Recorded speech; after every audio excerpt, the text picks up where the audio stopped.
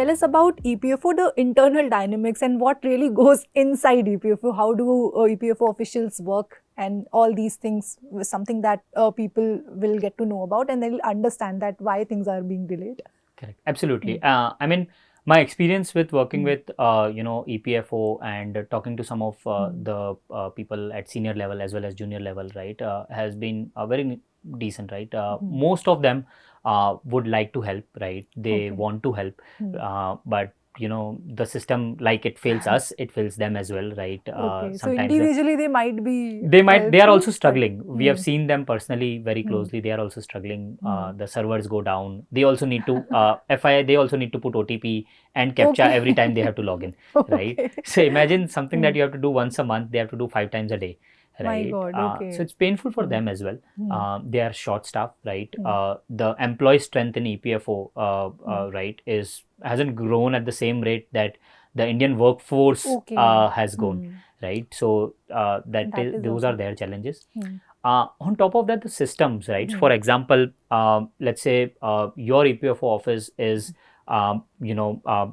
Bomanali in or Bomasandra in Bangalore, or KR Puram in Bangalore, or let's say Bandra in Mumbai, right. Then it doesn't mean that everyone in that office can help you, right. So depending on your employer, right, once you enter that, there is a special section officer. That person only has access to that. So it's that particular individual who would be approving it or rejecting it. So there is an entire hierarchy. So it's not that if that person is on leave for 3 days, right, their neighbor might not be able to help.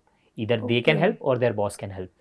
Which is where for different positions only one person is there. Yes. So each each person has like 10 to 20 organizations, sometimes more, depending on their position. But that organization is dealt by that person.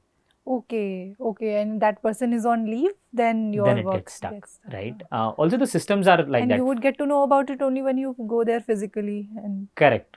And you're not even allowed to meet them. So there's a ground level staff who deals it, unless the case is stuck or there is a need where you need answers on a superior level. You won't also allowed be to meet them. And then the systems are also designed in a way. For example, we had a case where the from and to company both were in the same EPFO office, and the A company needs to send a letter to the B company, right. And they are just on different floors, right, but they can't give the letter.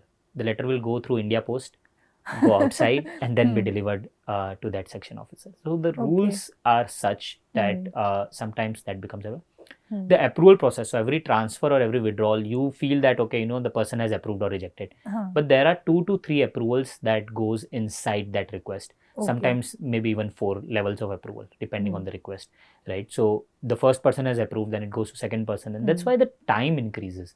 So the junior most reviews everything, they approve it, then the next person goes and approve it, then the section officer that approves it, right. So the process are such, right, that they add a lot of workload on the already tensed system.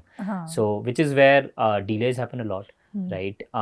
And the system downtime just doesn't help anyone. So that's the internal working where they really want to help, right. I've personally seen them encouraging us, sir, will do, just give us some time.